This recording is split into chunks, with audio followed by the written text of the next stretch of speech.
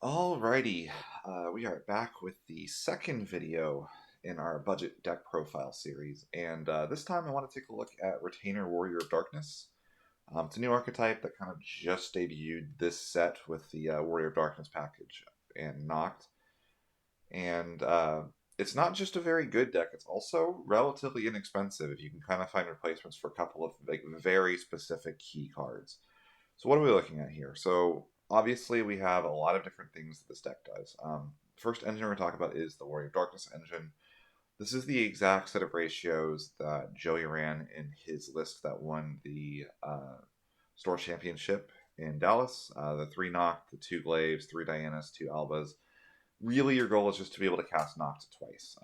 Bumping up your Glaives, your Albas, and Dianas don't make it much easier to cast Noct 3 times if you needed to, and if you do at that point, the game is probably like worth pivoting to a different strategy. But I mean, the card is generally very, very strong, very good, and oh, I did not mean to remove one. Apparently, you can remove them by right-clicking the Materia Hunter on the images here. Um, yeah, if you wanted to be even cheaper, Glaive and Albas are effectively bulk. You should be able to get copies of these for maybe 10 cents a copy. If you want to just have them, I'm going to mess around with ratios a little bit. Because honestly, part of what makes playing card games so much fun is that experimentation aspect and having different things and trying different things.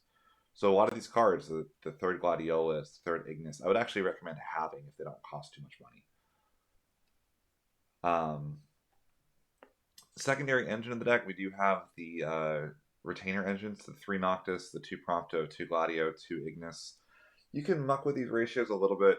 First one I would bump is Prompto, then Ignis, then Gladiolus. But 3-2-2-2 gives you enough search targets for Noctis to be live. The cards themselves are all extremely powerful, extremely good, and I do recommend having this engine in general. It's very fun to play as well. It's very new player friendly. It's a good way to kind of learn the game, play a nice mid-range game where you kind of get to see what your opponent's doing and you have to kind of react to it, which I actually really do think is a good way to learn. We do have a high cost engine here as well. Wall from Opus 16 is not an expensive card. He's maybe $1 or 2 per copy. Let's find out. 44. Yeah, it's literally 50 cents a copy for Wall. Again, this is Materia Hunter's pricing. Actual TCG player pricing may be a little bit different, but should be a pretty budget card regardless. Turns out like Gladiolus, Ignis, Glaive, Noct, all these cards cost a lot. We do want them to be protected, and Wall does a pretty good job of that. We do have 2 copies of Ashtola. This allows us to kind of protect. I call these build-a-board strategies because you kind of like Noct and Noctis and Noct both are cards that enable you to kind of build a board and push things forward, and you want to protect that board once you get there. And Ishtola is the best card in the game at doing that, outside of something like an Amaterasu. But we're not in Fire, and Amaterasu is also expensive. Ishtola is very cheap. She's been reprinted a lot. She's very good at this job. Run 1 copy of Neo X Death. I bumped the Goddess from 1 to 2 from Joey's deck.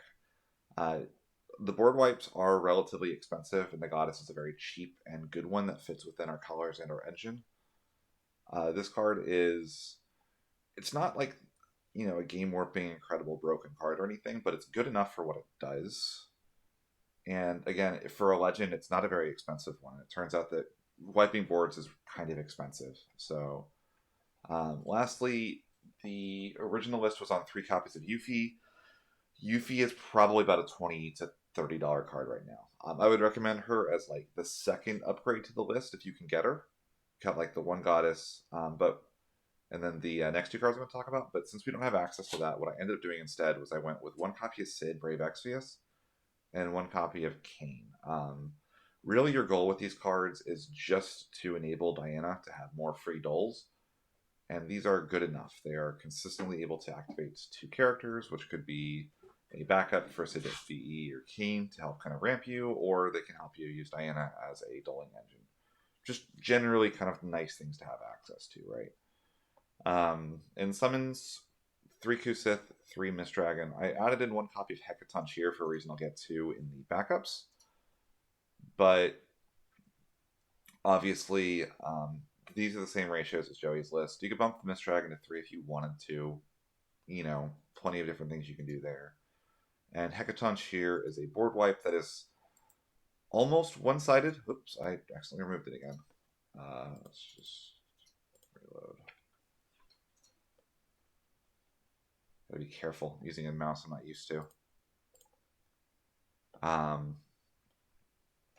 Yeah, the Hecaton Shear here is, you know, a lot of our stuff has, you know, 9,000 power. You know, the Glaive, the Gladio, the Goddess. So we can maybe survive this as a one-sided board wipe. Maybe you can use a Tyra to kind of pump over it as well. For our backups, we're on the 2 Iris, the 1 Tilica, 2 Northstallen, the full 3 copies of Kolka. We really want access to Noct when we need them. The 2 Vieira, again, all of this is the exact same. 2 Tyras, the 1 Minfilia. I did have to make a couple changes here, though. So normally we should be on 2 copies of Shantoto. Shantoto is approximately $10. That puts this deck out of the budget range. So what we did instead, or I did instead, is I ran 2 copies, or 1 copy of Matoya, and I ran 1 copy of Vanille. She's like Minfilia at home. But the nice thing about Vanille is that, like, she is another high-cost character to enable the wall here. Getting back, like, you know, Prompto plus Noctis is like the full retainer engine in one. She's a little awkward because you do have to have 2 forwards exactly, but she's another, you know, high-cost backup that isn't actually high-cost. So I thought she made a lot of sense to put in here. I would say to, like, whenever you have the money to, definitely swap these for a pair of Shantotos. But overall, I mean, lastly, Limit Break deck. We're playing pretty much the exact same Limit Break deck. I'm on 1 copy of Surges instead of a Victora. At one point, I was concerned about money, and Victora I think is a little more expensive, and Surges is a really good card as well. Like, this is, there's no slouch by playing this card. You could also, like, cut 1 Cloud for a Victora as well. I think that actually might save a little money.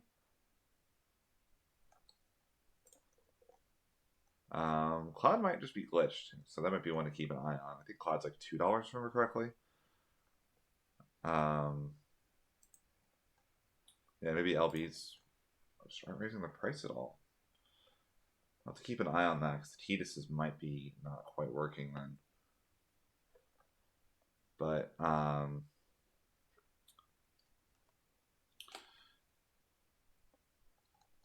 let's find out. Apologies, some live editing done cheap. Okay, so Tidus is not going to show as his cost. I will make a note of that for the future, and probably have to put a little comment below. But yeah, definitely an interesting, fun list to kind of dabble with. Again, if you want to save some money, go down to 1 Cloud, 1 Victora. Should be a little cheaper. And I think the rest of the list is pretty flexible. Like I said, if you wanted to run, like, you know, didn't want to spend for the Goddess, you could run like extra copies of like the Keens. Same for the Hecaton Shear. Or if you already have some cards lying around, like the Shantotos, definitely can go ahead and upgrade those. Probably also similarly would not run the Leela then. But she is actually like kind of decent here because of wall, exactly. But yeah, definitely something to keep in mind. Thanks for watching, everybody. See you all in the next one.